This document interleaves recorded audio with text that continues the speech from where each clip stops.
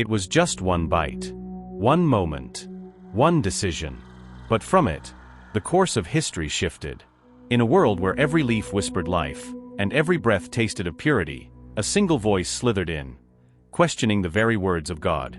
Today, we step into the moment everything changed. The garden before the fall. Genesis 2 verses 8 to 9, 15 to 17. The Garden of Eden, paradise untouched. Adam and Eve walked freely here, their hearts untainted, their minds at peace. No fear. They spoke with God as easily as we speak to one another. Genesis 3 verse 8. Every tree was heavy with fruit, mangoes dripping with sweetness, figs bursting with flavor, grapes glistening in the sun. And in the center, two trees unlike the rest. One, the tree of life, Genesis 2 verse 9, a promise of eternity. The other, the tree of the knowledge of good and evil, a line drawn by God himself. God's command was clear. You may eat freely from every tree, but not this one. For in the day you eat of it, you shall surely die. Genesis 2 verses 16 to 17. Adam knew the words. Eve knew the words. But in the stillness, someone else was listening. The approach of the serpent. Genesis 3 verses 1 to 5. High in the branches of the forbidden tree, a figure watched. The serpent, beautiful in its own strange way, eyes glinting like polished stones, scales catching the sunlight. But beneath that beauty lay something ancient and deadly. It wasn't just a snake, it was a mouthpiece for a darker power. Revelation 12 verse 9. Serpent, smooth, curious tone. Did God really say, "You must not eat from any tree in the garden"? Eve calm, certain at first. We may eat from the trees, but God said we must not eat or even touch this one, or we will die. The serpent's eyes narrowed, voice dripping with persuasion. You will not surely die. For God knows that when you eat it, your eyes will be opened, and you will be like God, knowing good and evil. It wasn't a shout. It wasn't a demand. It was a seed of doubt, planted in the soil of Eve's heart. The temptation. Genesis 3 verse 6, James 1 verses 14 to 15. Eve looked. The fruit was beautiful, smooth skin, vibrant color, sweet aroma. Her mind swirled. If God loves us, why would he keep this from us? That was the power of the serpent's voice, not forcing, but making rebellion feel reasonable. 2 Corinthians 11 verse 3. She reached out.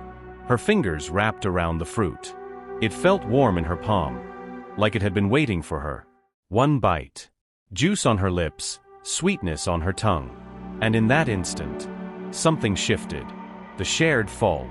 Genesis 3 verses 6 to 7, Romans 5 verse 12. Eve turned to Adam. Her eyes were different now, curious, alive in a way that felt strange. Eve. Here, taste it. Adam hesitated. But he wasn't deceived. 1 Timothy 2 verse 14. His choice wasn't confusion. It was loyalty to her over obedience to God. He took. He ate. The garden's light dimmed. The air felt heavy. They looked at one another, and for the first time they saw nakedness, shame, vulnerability. They rushed to cover themselves with leaves. Genesis 3 verse 7. But leaves could not cover the weight in their hearts. The confrontation. Genesis 3 verses 8 to 13, Hebrews 4 verse 13. Then came the sound. The footsteps of God in the garden breeze. Genesis 3 verse 8. God, gentle but searching. Adam, where are you? Adam's voice trembled. I heard you, and I was afraid because I was naked, so I hid. God, who told you that you were naked? Have you eaten from the tree? Adam shifted blame. The woman you gave me, she gave me the fruit, and I ate.